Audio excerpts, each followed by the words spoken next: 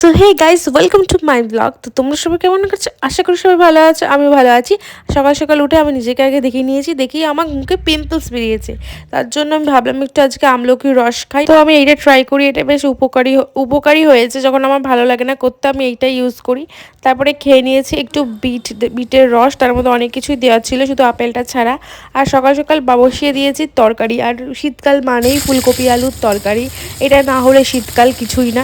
তো সকাল সকাল বসিয়ে দিয়েছিলাম, তার সাথে ছিল রুটি। ইদানিং আমি ঘরের খাবারই খাওয়ার চেষ্টা করছি, কারণ প্রচুর বাইরের খাবার খেয়ে নিয়েছি। জানি না কতদূর করতে পারবো, কিন্তু করছি। তারপর আমার একটু খিদে খিদে লাগছিল, তবে একটু লেবু দিয়ে চিয়া সিড দিয়ে জল খেয়ে নিলাম। এটা খেলে না পেটটা অনেকটা ভরা থাকে।